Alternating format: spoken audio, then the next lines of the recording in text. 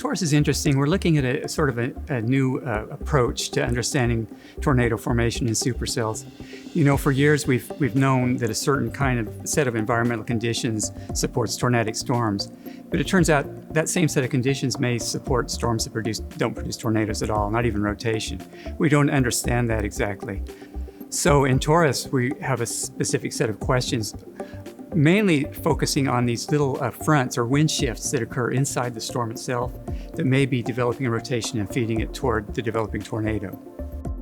I was able to participate in the TORUS field campaign because I've always had a lifelong dream of studying severe storms. And so throughout my time as an undergraduate student, I was able to do independent research with OU professors, as well as CIWRO researchers and NSSL researchers, which eventually led me into my TORUS participation.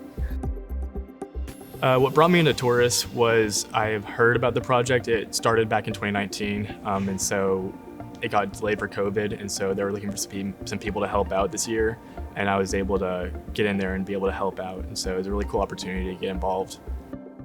It's really fun working with the students because they really haven't been out in the field before, and really the huge intensity involved in getting your instruments exactly to the right spot and getting them operating at the right time to get the important data. So for the students, they get that great experience, and then for the investigators, it's just wonderful to be able to train up a whole new set of scientists on how you actually go to the field and collect meaningful data.